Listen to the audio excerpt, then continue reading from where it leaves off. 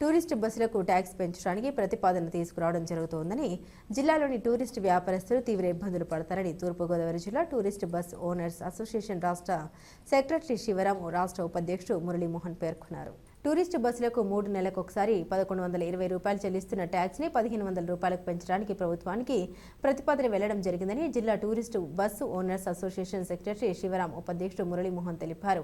గురువారం కాకినాడ ఆర్టీఓ కార్యాలయం వద్ద నిరసన తెలిపి అధికారులకు వినతి పత్రం అందించారు. ఈ సందర్భంగా వారు మాట్లాడారు. కాకినాడ జిల్లాలో ఓ వ్యాపారం మీద ఆధారపడి ప్రత్యక్షంగా, పరోక్షంగా ట్యాక్స్ పెంచడం వల్ల తీవ్ర నష్టం ఏర్పడుతుందన్నారు. ఇప్పటికే ఇన్సూరెన్స్, ఎఫ్సీ, పెనాల్టీలు, గ్రీన్ ట్యాక్స్ పరంగా అనేక ఛార్జీలు అదనంగా చెల్లించడం జరుగుతుందని తెలిపారు. అంతేకాకుండా స్కూలు, కాలేజీ బస్సుల వల్ల ఇబ్బందులు ఏర్పడుతున్నాయన్నారు.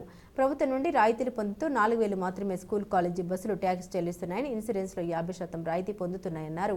అంతేకాకుండా పెళ్లిళ్లు, విహారయాత్రలకు స్కూల్ బస్సులు నడపడం వల్ల తీవ్ర నష్టం కలుగుతోందన్నారు.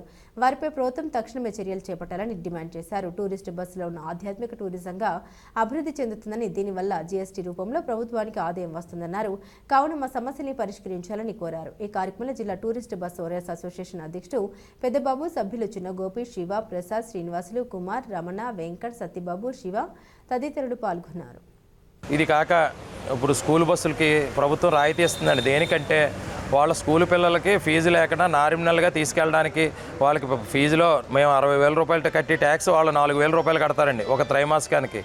ఇన్సూరెన్స్ మేము 70,000 రూపాయలు కడుతుంటే వాళ్ళు 30,000 రూపాయలు కడతారండి. ఈ విధంగా అన్ని రాయితీలు పొంది మా టూరిస్ట్ వ్యాపారం, పెళ్ళిళ్ళకి, విహారయాత్రలకి ఈ స్కూల్ బస్సులు తిరగడం వల్ల మా వ్యాపారం చాలా నాశనం అయిపోతుందండి. ఇది కాక ఆల్ ఇండియా తిరిగి వెహికల్స్ ఆంధ్ర టు ఆంధ్ర తిరగకూడదండి. బార్డర్ నుంచి బార్డర్ తిరిగి వెహికల్స్ ఆంధ్రాలో తిరిగి పగల మా వ్యాపారాన్ని నాశనం చేస్తున్నాయండి.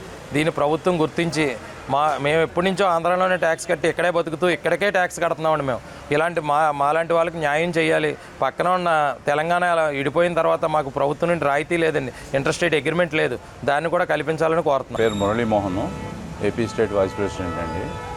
ఇప్పటివరకు జరుగుతున్నదంతా కూడా అందరూ పెద్దలు వివరించారు.